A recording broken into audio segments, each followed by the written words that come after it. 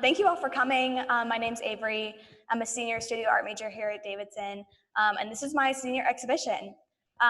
It's called Reactions to Reactions. Um, I feel my work is very process-oriented, and I think this title really sums up, what I do as an artist. Um, all of the work here that I have in the gallery is really based on different chemical reactions. When I came to Davidson, I thought I was going to be a chemistry major. That didn't happen, but my knowledge of chemistry still plays a big part in what I do in my art. And I think really my whole process is trying to transcribe these chemical reactions onto the surface of the paper.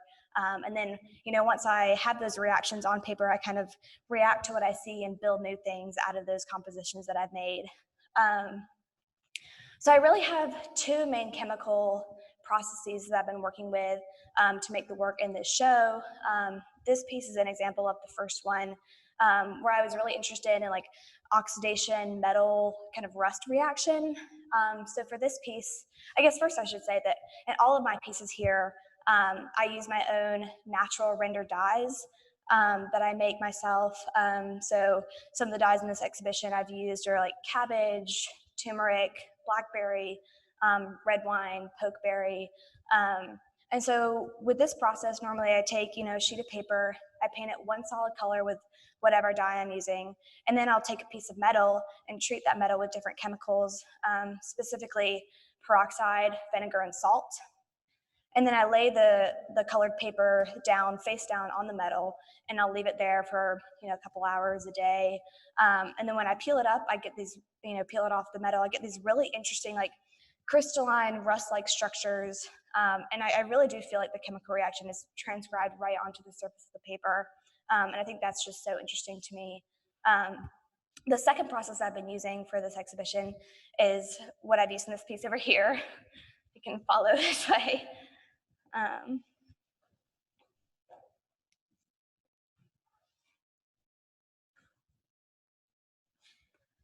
Are we good? Almost. Okay, so in this piece I was really interested in the chemical reactions with the actual dyes themselves. So this piece in particular, the only dye I've used is a blackberry dye, and then all the colors on the piece are coming from various chemical reactions with kind of regular household chemicals. So for example, this kind of hot pink color here is a reaction from lemon juice on the blackberry dye. These kind of white and orange gold shapes are from baking soda. The green colors are from like a diluted hydrogen peroxide. And then there's also like some like crystalline structures that have formed from like potassium aluminum sulfate that I've used in this piece as well. And I guess originally when I was making this piece, I was trying to make like a large scale like compositional painting. So I started with a large piece of paper, painted it with like a blackberry dye, and it was kind of like spilling and painting and making marks with all these different household chemicals. And it's kind of, I think whenever I start a work, it's kind of like a messy creative process. It's very chaotic. I never really know what results I'm gonna get. I think like I have enough knowledge about chemistry to know that I will get some kind of interesting result, but I never know what that result is gonna be. So I kind of, spilled stuff all over this piece of paper, and then I pinned it up on the wall and kind of stepped back and just realized that it was a bad painting. I didn't like it at all. Like compositionally, it wasn't working for me. But I really liked the colors I was seeing. So I think with all my work, I normally, at least all the work in this show, I kind of get a result that's somewhat interesting, but I'm not totally satisfied with. And then I will cut it up and kind of use geometry to resolve my pieces. I think like after that very chaotic process of spilling ink and pulling paper off of metal and not really knowing what's going to happen, I kind of like find like some kind of refuge and rest in this very regimented process of cutting and pasting, and that repetition really brings some order to the chaos. And I think that's how I'm able to like resolve and organize my work in a way that makes sense to me. As you walk through the gallery, you'll see, I have a lot of different geometries that I've resorted to, cones, triangles, sinusoidal waves, like chevron shapes, to really make sense of my work. And I hope as everybody comes in here that you get close to the work and take a close look, because I think surface texture is something I'm really interested in. So I hope you get up close and take a close look and kind of observe the really interesting like patterns and textures that I have going on in the work. think that's most of all of what I have. Before we move on to questions, I wanted to say a couple thank yous. First of all, thank you to all my professors in the art department, Court, Katie, Joelle, Tyler, Nicole. You guys have just been such a huge influence over my practice. Special thank you to like Court and Katie. Court, I've had his classes, I've had your classes since freshman year, and I really don't think I'd be an art major if it wasn't for you. Katie, I have so many special memories from working with you over the summer. It's just been it's been really special to have a relationship with you, and I think you pushed me in my practice like in a way that I never thought was possible. Thank you to Elizabeth for helping me install this and helping me prepare my talk, to my parents as well. It's just been such an amazing experience. So thank you all so much. I invite you all to ask questions right now, if anybody has any. Okay, so how do you choose the geometric motifs to coordinate with the natural pigment in chemistry? I think that's a great question. Some of it is like very much interconnected. I think actually, can we move over to this piece over here?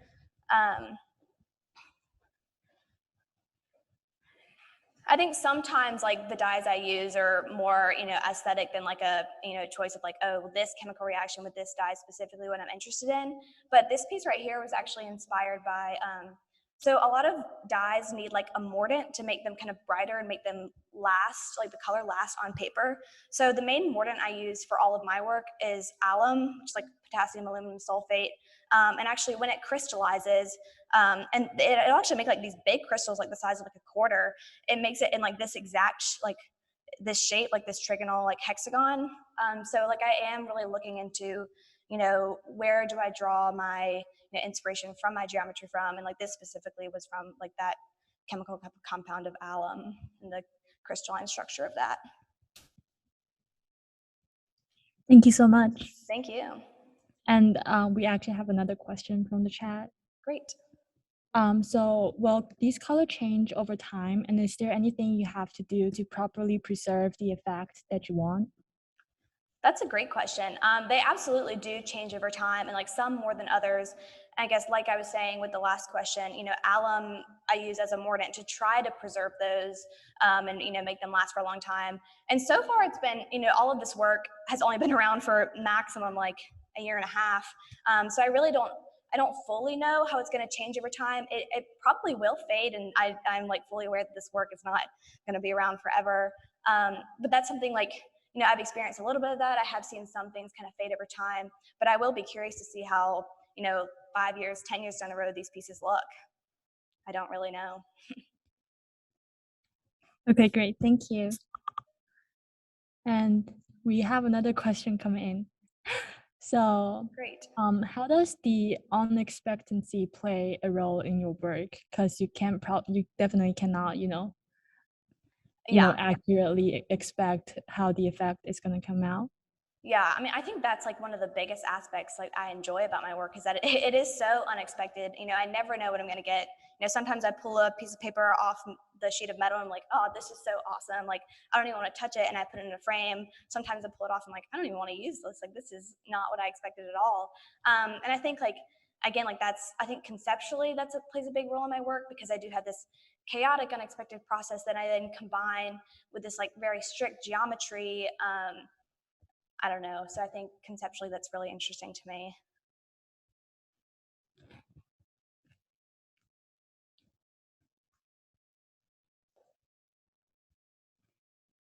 Thank you. And we have another question here.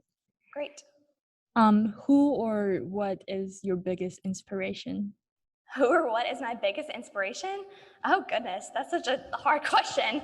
I mean, I think artistically, my like professors here have inspired me so much, like really, I don't know, do things that I never thought were possible with my art. And like not only my art professors, but like my chemistry professors as well, have really, I don't know, like I just never thought that any of this would be possible. And they've been such an inspiration to me to like really push me and dig deeper into like my process. And even when it wasn't comfortable or fun, they really pushed me to make this happen.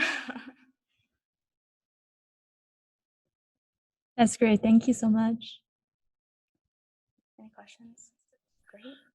Hi, Avery. It's Ellie. Hey, Ellie. Can you hear me? Can you hear me? Okay, awesome. I just have a quick question. Where did Yeah. this like idea like come from? That's actually kind of a funny story. So this really all started. I was taking, I guess, both in like my advanced drawing class and then like works on paper class. I was using grapefruits like as a stamp. I would cut them in half and like kind of spread ink over them, and then use it as a stamp in my drawings. And then one weekend, I accidentally left a grapefruit on a metal table, like on a piece of paper, and I left it there over the weekend, like totally on accident.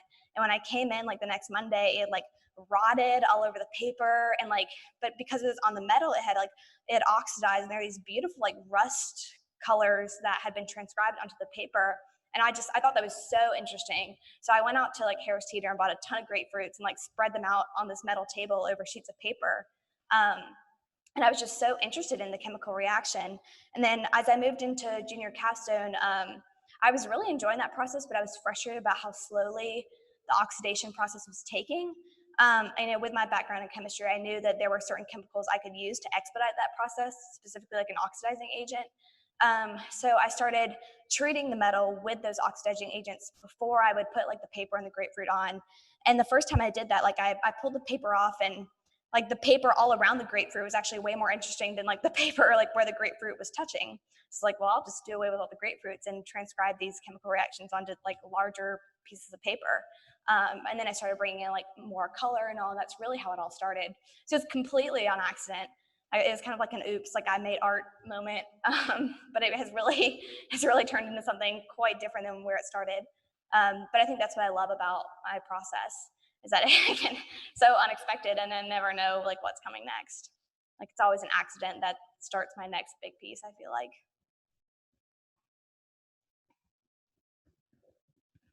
Okay, we have another question coming here in the chat.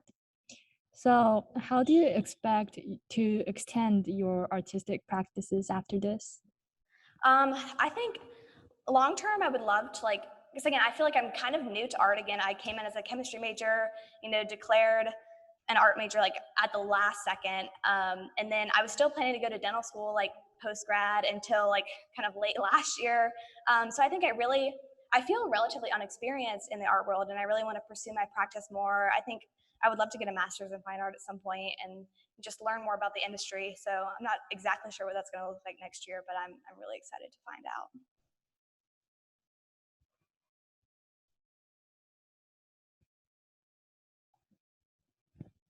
We good? Great.